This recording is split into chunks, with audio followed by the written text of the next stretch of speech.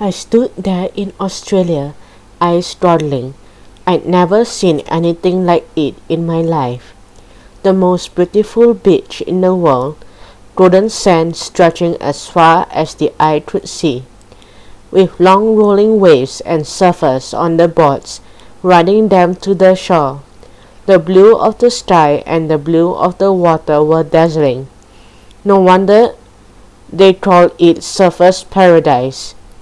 And right along the beach, with stunning views out across the Pacific Ocean, were towering skyscrapers, apartment blocks, and luxurious hotels.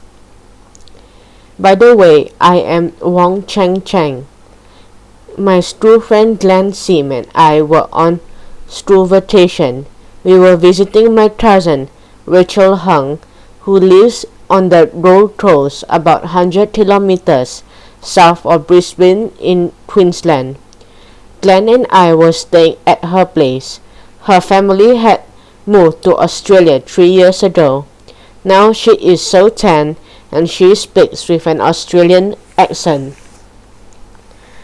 She says things like good day, meaning good day, and have a good weekend, which means have a good weekend. Even the word Australian sounds more like strain. Of course, it's not all surfer's paradise, Rachel explained, as we unpack our beach things on the sand. The whole place is called the Gold Coast, and there are different beaches all the way long. There's Southport, Surfer's Paradise, Main Beach, Labrador, Nobby Beach, Burleigh Heights, and Coolangatta in the south. Glenn gaped at the view. It's like awesome. Rachel grinned. Sometimes you can see whales. That's really exciting. You're joking, Glenn blurted out. We see humpbacks mostly, and killer whales, dwarf monkeys, and southern rights. And if you're lucky, you might even see the famous white humpback named Midalu. He's an albino whale, and they say he's born in the 1980s.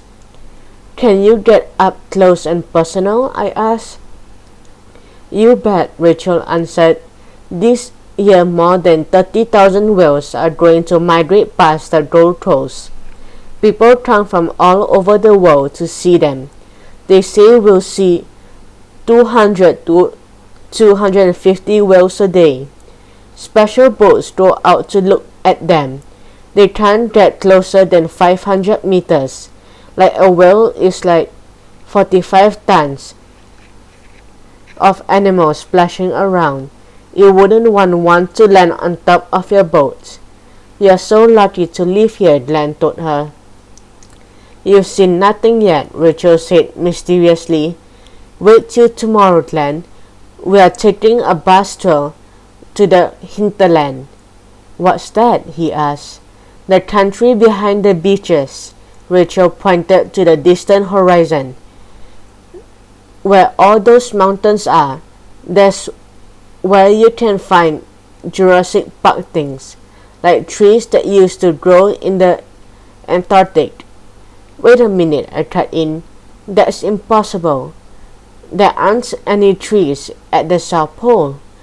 It's all ice and snow. Millions of years ago it wasn't, Rachel replied.